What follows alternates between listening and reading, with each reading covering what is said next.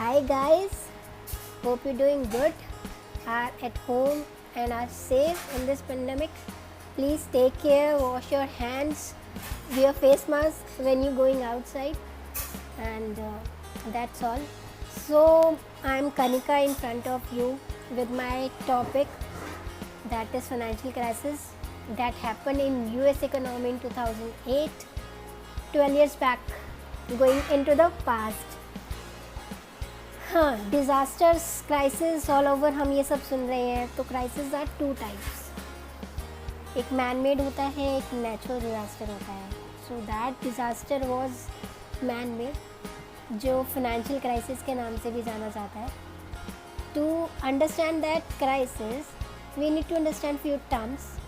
First is subprime lending to the borrowers who are not in a position to repay their EMIs, having their fake documents, having a poor CIBIL score, existing EMI defaulters, etc.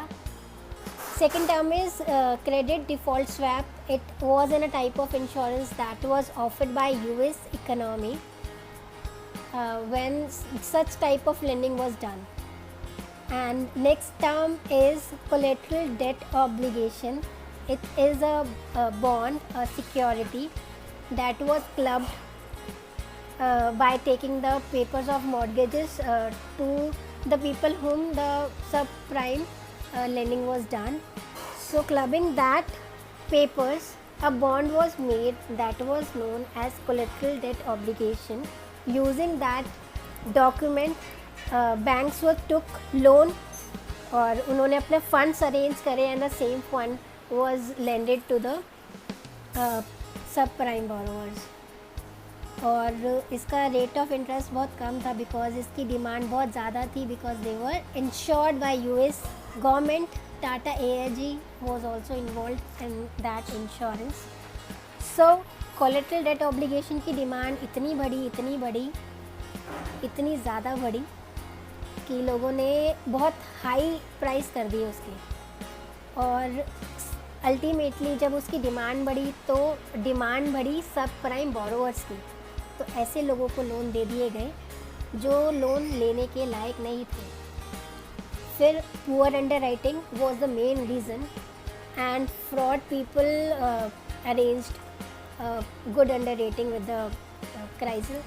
और how they manage fraud और dumped up US economy, और उसको recover करने में पूरा 1 साल लग गया था. और हाउसिंग बबल वॉज क्रिएटेड, जिसकी भी जो ऐसे हवा में उठ के ऊपर गया क्योंकि सब प्राइम बोरोवर्स को लोन मिल गया था बहुत इजीली. और जब वो ब्रस्ट हुआ because ultimately they started defaulting. Banks took their mortgages in their consideration. They forced them to repay the debt, but they were not in that position to repay the amount. So ultimately, that was a crash.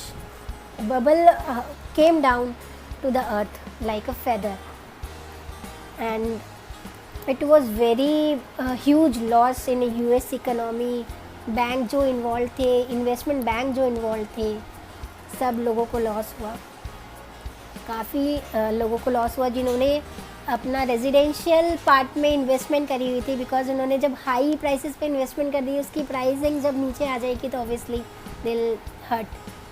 और I am able to link this part to our current scenario, current situation, that is corona virus pandemic, जिसकी वजह से हमारी prime minister Modi ji ने एक 20,000 लाख करोड़ का package का announce किया. और taking to that part in continuation our finance minister also announce that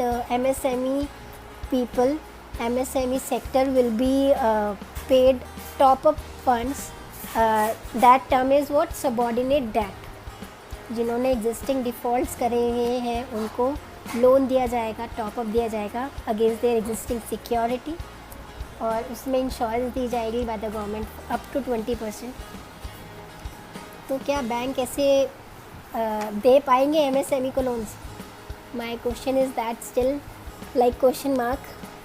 कि जिन्होंने ऑलरेडी डिफ़ॉल्ट करे हुए हैं तो किस बेसिस पे लोन दिया जाएगा। मैं जब भी सोचती हूँ अभी करंट सिनेरियो में crisis is about to come and hoping for the best for India and world. And thank you so much for listening me patiently. Bye guys.